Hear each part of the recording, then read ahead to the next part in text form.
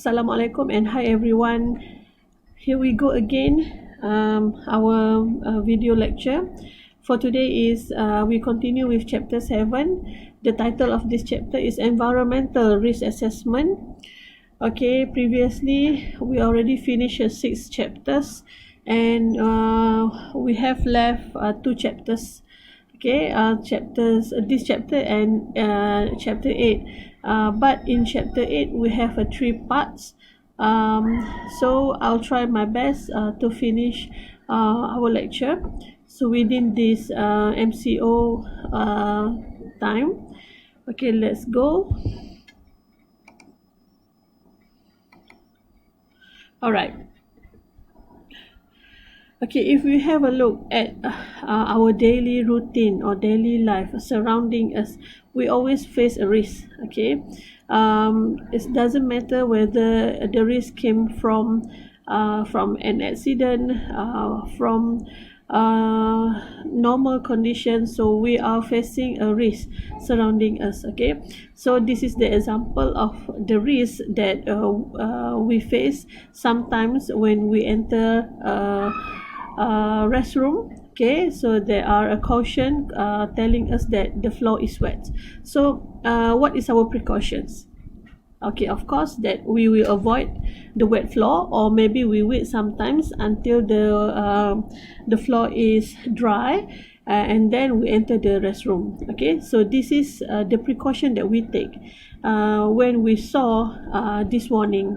So what happened? This is just a simple example, but what I want to teach you today is what happened if we are facing any accidental in surrounding us that related to the environment, and it will give effects, okay, to human and to the ecosystem and to the other to the environment also. So how we are going to calculate the risk that will affect us. Okay, if you see the current condition of COVID-19, so every day we watch the daily news to update about the COVID-19, and we also been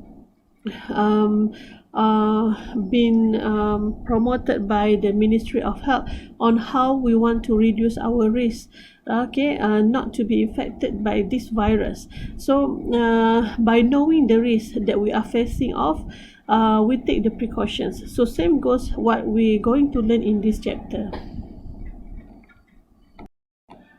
Okay class, okay, this is the example of a project that occurs sometime in the past in Kuantan. Okay, this is the bauxite mining. Okay, if you can see that the bauxite color is orange. Okay, so when this activity occurred in that particular area, the suspended matter that suspend in the air has turning everything into the orange light color. Okay, for example, the roads, the house nearby, if you have a car that always use this road, and your car will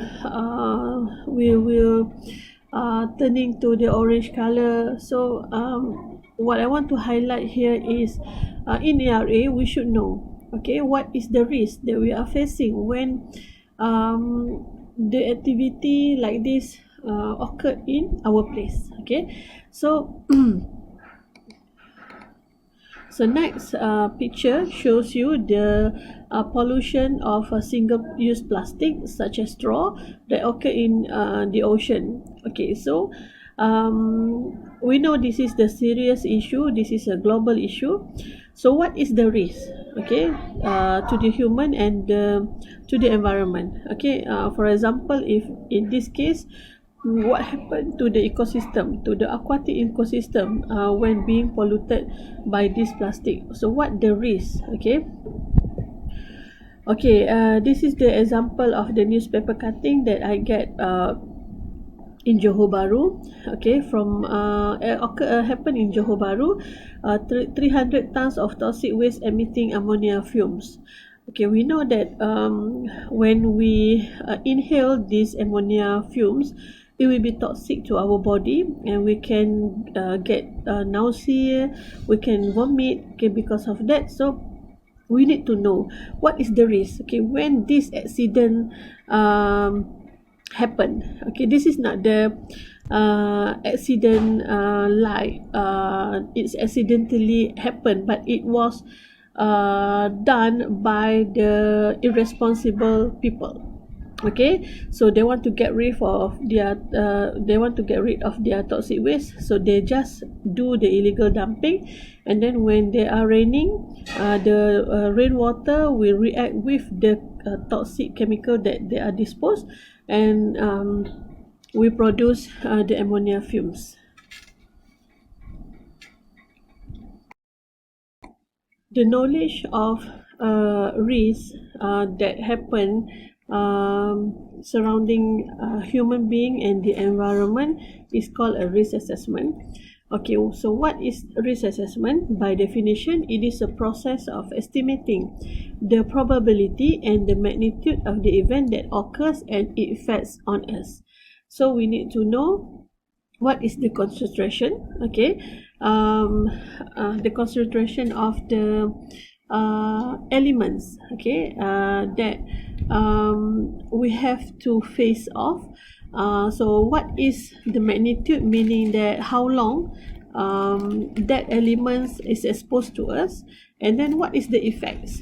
Okay, what is the effects of the elements to us? So that's define the risk assessment definition.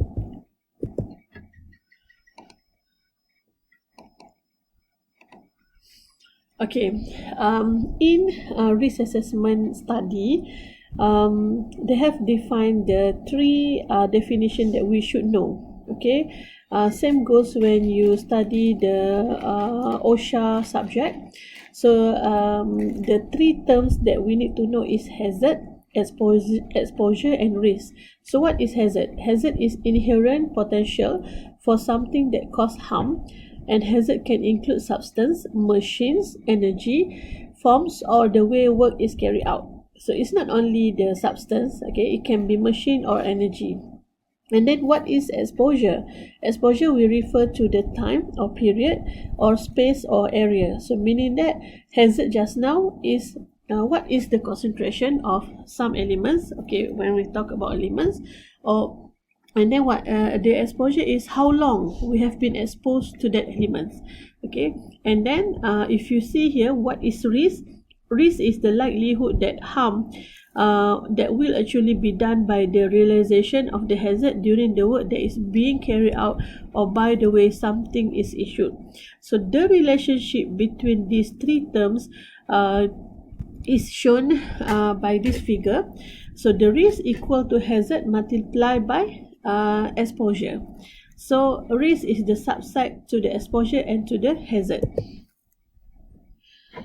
So US EPA in 1998 has defined the environmental risk assessment as an evaluation of scientific information on the hazardous properties of environmental agents, the dose-response relationship, and the extent of human exposure to those agents. So as you can see in the picture that I share, it is a oil spill, okay, in the water courses. So it affects the human, and it also affects the aquatic ecosystem. So are you going to eat this? So when you saw this picture, no, right? All right, so we go to the types of risk assessment. Okay, there are two types. The first one is quantitative risk assessment. So how we want to calculate this QRA? It given here, the risk is equal to likelihood multiplied by the consequences. Okay, and then number two, environmental risk assessment is divided into two. The first one is human health risk assessment, or HRA. And then the second one is ecological risk assessment, or ERA. So for HRA, it measure the health related risk. So risk equal to hazard multiplied by exposure, and this risk is divided into two categories, which is carcinogenic and non-carcinogenic chemicals. But for ecological means they define the risk for the ecological at sites, and the formula is same with HRA. Okay, in the study of environmental risk assessment, this study consists of quantitative and qualitative evaluation of the risk posed to human health and or the environment by the actual or potential presence of exposure to the particular pollutants, meaning that we need to identify what types of the pollutants, and we need to know what is the concentration of that particular pollution. Okay, that particular pollutants. Okay. This study provides a systematic procedure for predicting potential risk to human health or the environment. Okay, Mama. Okay, shh. Mama buat kelas dek. Kelas. Okay, it can also reveal if measures are needed to limit the potential environment consequences of a substance, and it covers the risk to all ecosystems, such as humans exposed or impacted by this medium. So this is the example of the warning sign that I get from Google. It shows that the warning sign has shown the multiple environmental and health hazards present. So do not eat fish or shellfish from this area. So meaning that there is something happened to this area, and the government has posted this warning after they already conducted the environmental risk assessment. Okay, actually ERA was designed to enable the risk manager to inform the environmental decision. So can you remember last time when we are having the toxic pollutants to a Kim River in Pasir Gudang in year 2019? So if you still remember, after the incident that affected hundreds of students in school, on the first day of the exposure of the pollutants, the government took about 1 week, okay, to reveal the types of the pollutants and the concentration of the pollutant and the action that need to be taken when we are exposed to the incidents. Okay, so this is the importance of ERA study. Okay, and then to conduct the transform scientific data into meaningful info about the risk of human activity to the environment. This ERA will allow decision maker to determine the actions needed to minimize or eliminate risk. And commonly, use approach in examining the environmental problem and to examine the risk of every different nature. Okay. How we want to measure ERA? We call it as a ERA assessment. So the first one is hazard identification. Okay, hazard identification is an assessment through scientific methods where evidence is gathered to find out the causal relationship between the exposure of the pollutants and human health. And then the second one is dose response assessment. Okay, dose response assessment is an assessment to quantify the relationship between dosage of contaminants and the reactions it has on the human health. So let we understand the dose response assessment based on the figure shown in this slide. Okay, actually dose response assessment is the practical and the most popular methods, okay, to assess the ERA. So if you see here, the y-axis is the percentage of that. So we want to know to what extent that contaminant will cause that to the human or animal. Okay, and then the x-axis is the dose. Okay, so we put here example of the dose is 2, 4, 6, 8, and 10. Okay, when we want to do a dose response relationship, we plot it according to the dose and the percentage of that. And after that, if you want to know what is the percentage of that at 50%, then we can plot it at 50% and we know what is the concentration. So meaning that if any particular accident occurred, and then if this is the graph of that particular contaminant, so we can know, okay, up to this extent, okay, it will cause a 50% of that rate. Okay, and then another assessment is exposure assessment. It is a measurement of magnitude, frequency, and duration of exposure, as well as the pathway or route and the sensitive group among the population. Okay, this is the example of what actually occurred in our country. So we look this accident as a simple accident, but it is actually contain mercury for broken thermometer, so it must be conducted by the hazard team. Okay, so it's not simply can be cleaning up as a normal cleaning, so it must be handled by this hazard team. Okay guys, how to conduct ERA. Okay, so here you can see from the figure there are three terms that we need to know. The first one is source, the second one is pathway, and the third one is receptor. So these three terms is the come out with the conceptual model to conduct the ERA. So in this model, so the pathway between a hazard source, okay, which is the source of contaminant, and receptor is investigated. So pathway is a linkage through which the receptor could come into contact with the source. If there are no pathway exists, there are no risk exists. Okay, for example, if what had happened in the Sungai Kim Kim, the pathway is the river. Okay, the water in the river. Okay, for example, there is no water. Okay, and then there is a toxic pollutant, toxic chemical being dumped. Okay, on the ground. So the pathway should be the soil, the underground water. Okay, this is the example. Okay, if there are no pathway exists, then no risk exists. If a pathway exists linked to the source, to the receptor, then the consequences of this is determined. Okay, if you have a look at this one, the source is from human, okay, and industry.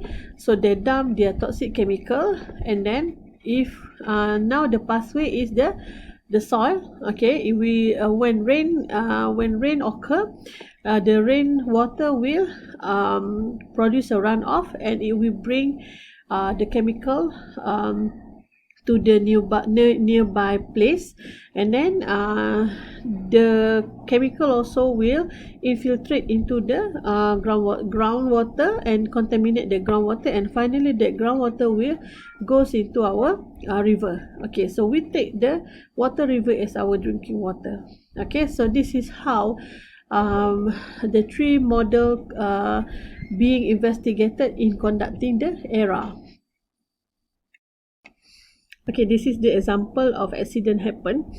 Okay, the first one is the dumping of waste, and when they are out of control, so suddenly it was located at nearby the river. So can you imagine, all the leachate will flow into the river, and we need to know, okay, what is the risk that facing the people nearby, the community nearby. And this one also, sisa industri paling banyak terlibat sampah haram. If this toxic chemical reacted to the soil or reacted to the water during raining, so it will affect the nearby population. So we need to know, we need to do the ERA for these particular cases.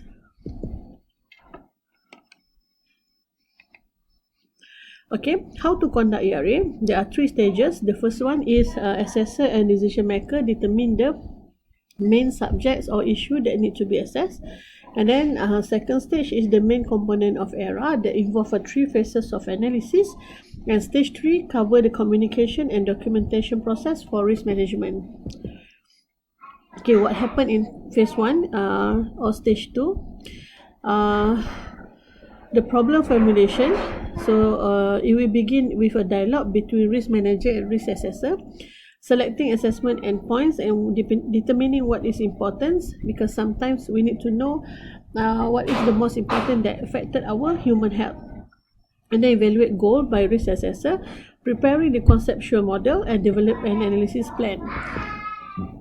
And then for stage 2, phase 2, which is the analysis phase, the assessor evaluate the exposure to the stressor and the relationship between the stressor level and ecological effect. So at this stage, the dose-response relationship will come out. Okay, so the analysis will include the ecosystem characterization, the stressor characteristic and evaluation of relevant effects, exposure analysis, ecological response analysis, and stressor or response analysis. Okay, in stage 2, phase 3, it is a phase of risk characterization. So this analysis combines the ecological effect and environmental concentration to provide likelihood of effects given the distribution of a stressor within the ecosystem. So two parts of analysis happen here. The first one is risk estimation and risk description. Okay, this is the framework, okay, of ERA, of what I have said just now. Okay, starting with the problem formulation and then analysis, and then the flow that shows how risk management or risk assessment is identified.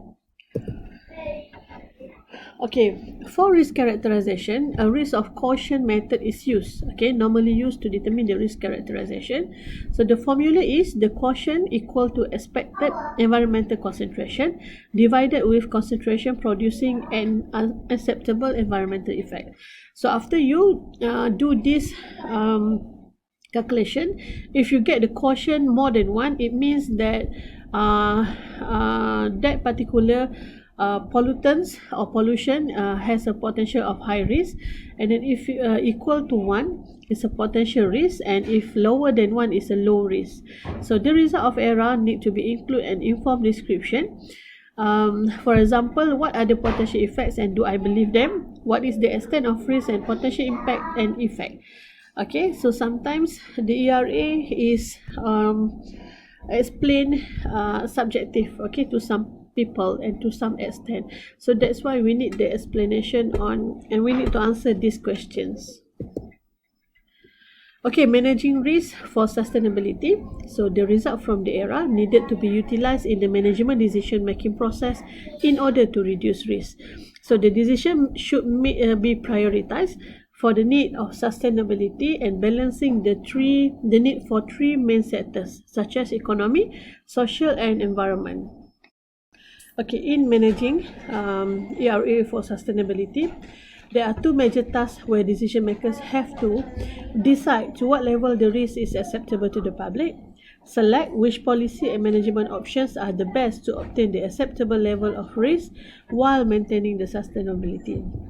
Okay, I show you one example. Okay, this is the example of what happened in Malacca. Okay, there is the pollution caused by the ammonia. Okay, if you see that from this newspaper cutting, 1,000 penduduk kampung Sungai Gatum dipindah. Kontraktor mengaku tanam sanga atau sisa aluminium yang melepaskan gas ammonia. Contractor, the worst case is contractor has no license from the DOE. The concentration of the ammonia is 200 ppm, but the concentration safe for a human being is 25 ppm. So you can see that if we are exposed to this 200 ppm concentration, we may die. Okay, so berat 300 tan, bentuk pepelja dan serbuk. So this is the actual accident that happened. So by doing the ERA, so the decision maker will start to answer these questions such as setting target to at level 0. Do we have to close down the factory? So do we have to ban the use of certain types of chemical? Okay, sorry for the interruption, guys. Okay, the strategies in managing the risk. Okay, the strategies in managing the risk. There are 5 of them. Okay, the first one is either you terminate, you eliminate the source of risk. Okay, for example, in Sungai Kim River, so they are terminating the source of risk, and then mitigate the effects by improving the environmental management techniques or engineered system by doing the preventive, corrective or directive action. So mitigate can be conducted if we can control, okay, we can control the event, okay. If it is out of control, such as what has occurred in Sungai Kim Kim, so the terminate is the best option. Okay, and then transfer the risk through new technology, procedure, or investment. In this case, the method of transfer might be through insurance, contract transfer, or hybrid. And then the next one is exploit the potential benefits of the risk by embrace new opportunities. And the last one is accept. Okay, this is the minimal action lah. Okay, minor action to be conducted, which is accept the risk by not intervening with new or existing situation. Okay, what are the factors that affecting the successful of ERA? Okay, the first one is the time and space dependency. The second one is this difference in perception and understandings. Okay, so because it is very subjective, okay, even though they have a calculation to come out with the graph also, but they are subjective also, depends on the decision maker. And then compliance with variations of legal requirements and control between government agency and other regulatory bodies. And the last one is effects of financial commitment, as it will require substantial amount of funds. Okay, so that is the last part of our topic today. That's all about environmental risk assessment. It's just a very simple topics, but there must be some knowledge that you need to know. Okay, so thank you class for today. Thank you for your commitment. Okay, see you in the next chapter. Okay, bye bye, stay safe everyone.